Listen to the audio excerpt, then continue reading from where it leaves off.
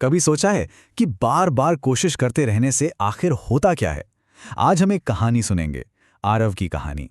ये एक ऐसी कहानी है जो हमें दिखाती है कि जिद और मेहनत कैसे एक बहुत लंबे स्ट्रगल का रिजल्ट पूरी तरह से पलट सकती है। ये जो लाइन है ना, ये आरव की पूरी जिंदगी का निचोड़ है। मतलब ये सिर्फ कोई कहने की बात नहीं, ये उसकी असलियत है। तो चलिए देखते हैं कि कैसे उसने इस एक लाइन को अपनी जिंदगी में सच करके दिखाया और उसका ये सफर हमें क्या सिखाता है कि मेहनत का फल मिलता जरूर है, भले ही थोड़ा देर से मिले। कहते हैं ना, हर बड़े सफर की शुरुआत एक छोटी सी चिंगारी से होती है। आरव की कहानी भी बिल्कुल ऐसे ही एक पल से शुरू हुई। एक मामूली से लड़के के दिल में एक बहुत बड़ा सपना जागा। तो आखिर वो चिंगारी थी क्या? आरव की दुनिया सच कहें तो बहुत छोटी थी। सोचिए, एक तरफ पिता के बस की आवाज और दूसरी तरफ माँ की सिलाई मशीन की टिक-टिक। इसी के बीच उसका बचपन बीता। घर में पैसों की कमी तो थी, लेकिन आरव की आंखों में एक अलग ही चमक थी। वो खिलौनों से नहीं, बल्कि पुराने रेडियो और मशीनों को खोलने जोड़ने में लगा रहता था। और यही जो उसकी जानने की इच्छा थी ना, यही उसका सबसे बड़ा खजाना थी। और फिर एक दिन उसके टीचर ने बस ये एक लाइन कही। है ना कमाल की बात? कभी कभी एक छोटी सी बात किसी की पूरी जिंदगी बदल देती है। ये शब्द आरव के लिए कोई मामूली सलाह नहीं थे, ये तो वो चिंगारी थी जिसने उसके इरादों में आग लगा दी। बस अब उसके सामने एक ही मंजिल थी, इंजीनियर बनना। लेकिन देखिए, सपने देखना एक बात है और उन्हें हकीकत में बदलना बिल्कुल दूसरी। अब कहानी एक ऐसे मोड़ पर आती है जहां आरव का सपना पहली बार असलियत की एक बहुत बड़ी दीवार से टकराया। ये वो टाइम था जब उसे एक के बाद एक फेलियर का सामना करना पड़ा। तो 12वीं के बाद उसने पूरे जोश के साथ इंजीनियरिंग का एंट्रेंस एग्जाम दिया और नतीजा, वो फेल हो गया। बस एक पल में ऐसा लगा जैसे सारे सपने, सारी उम्मीदें एक कांच की तरह टूटकर बिखर गईं। और इस फेलियर को और भी ज्यादा तकलीफदेह बनाया उसके ही रिश्तेदारों के तानों ने। सोचिए, जब अपने ही आप पर शक करने लगे तो हार का बोझ कितना भारी हो जाता है। ये सिर्फ एक एग्जाम में फेल होना नहीं था, ये तो उसके पूरे वजूद पर एक सवाल था। पर आरव ने हार नहीं मानी।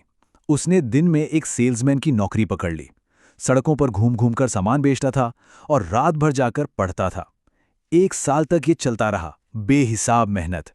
इसके बाद उसने फिर से एग्जाम दिया और नतीजा, वो फिर से फेल हो गया।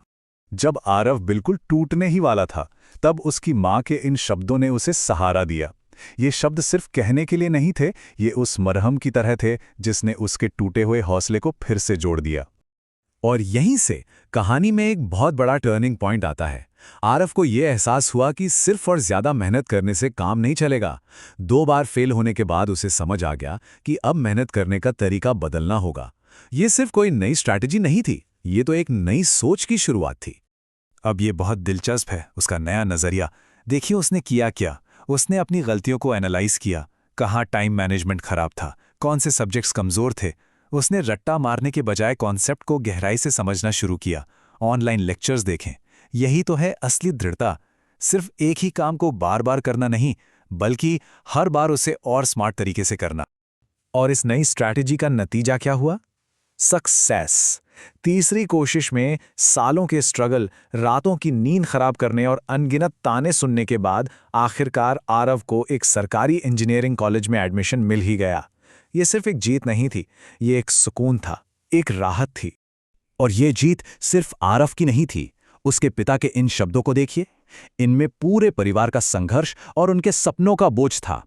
ऐसा लगा मानो आज सिर्फ आरव की जिंदगी नहीं, बल्कि पूरे परिवार की जिंदगी की गाड़ी आगे बढ़ गई हो। अब आगे बढ़ते हैं, देखते हैं कि कैसे उसके पुराने फेलियर्स उसके फ्यूचर के सबसे बड़े हथियार बने। क्योंकि कॉलेज और उसके बाद की लाइफ में इन्हीं सबकों ने उसे नई चुनौतियों से लड़ने की वो ताकत दी जो किसी किताब में नहीं मिलती। तो कॉलेज में उसे एक नया चैलेंज मिला। एक नेशनल कंपटीशन के लिए एक low budget energy saving device बनाना था। अब यह सिर्फ एक कॉलेज प्रोजेक्ट नहीं था, ये तो उसकी अब तक की सारी लर्निंग का असली टेस्ट था। लेकिन ये सफर भी आसान कहा था। टीम के पास रिसोर्सेज बहुत कम थे, तो उन्होंने कबाड़ से पार्ट्स इकट्ठे किए। टेस्टिंग के टाइम बार बार सर्किट जल जाते थे। और तो और टीम के बाकी लोगों का भी हौसला टूटने लगा था। यह बिल्कुल वैसी ही सिचुएशन थी जिसमें वो पहले भी था, बस इस बार मैदान अलग था। और यहीं पर पुराने और नए आरव का फर्क एकदम साफ दिखता है। अब वो फेलियर से डर नहीं रहा था, बल्कि वो उससे लर्निंग प्रोसेस का एक जरूरी हिस्सा मान रहा था। उसकी इस एक बात ने पूरी टीम में जैसे नई जान फूंक दी। कॉलेज के बाद उसकी प्रोफेशनल लाइफ में भी ये साइकिल चलता रहा। चैलेंज, फेलियर और फिर से कोशिश। उसने एक स्टार्टअप में गांव के लिए एक एनर्जी डिवाइस बनाया, लेकिन जब वो इन्वेस्टर्स के पास गया तो उसके प्रोटोटाइप को सीधा सीधा रिजेक्ट कर दिया गया। इन्वेस्टर का जवाब एकदम क्लियर था, हम इतना बड़ा रिस्क नहीं ले सकते। सोचिए, सालों की मेहनत के बाद भी आरव को एक बार फिर उसी दीवार का सामना करना पड़ा, लोगों के अविश्वास की दीवार। तो अब क्या क्या ये कहानी का एंड था? बिल्कुल नहीं। अब हम कहानी के फाइनल पार्ट में आते हैं और देखते हैं कि कैसे अपने प्रोसेस पर अटूट विश्वास ने आरव को उसकी असली मंजिल तक पहुंचाया। इन्वेस्टर के ना बोलने के बाद आरव ने अपनी टीम से ये बात कही। ये कोई स्पीच नहीं थी, ये उसके मिशन का सार था। अब उसका फोकस सिर्फ एक इंजीनियर बनना या पैसे कमाना नहीं था, बल्कि असल में लोगों की प्रॉब्लम्स को सॉल्व करना था। और उनकी लगातार कोशिशों का रिजल्ट, ये नंबर देखिए।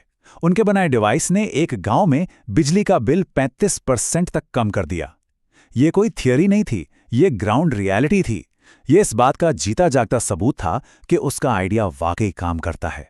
आज आरव एक कामयाब एंटरप्रेन्योर है और अपनी कहानी से स्टूडेंट्स को इंस्पायर करता है।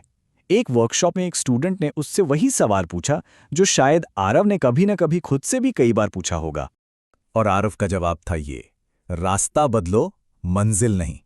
कितना पावरफुल और यादगार प्रिंसिपल है ना?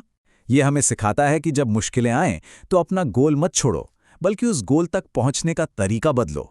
शायद यही जिद का, दृढ़ता का सबसे बड़ा सबक है, और यही है आरव की कहानी का सार।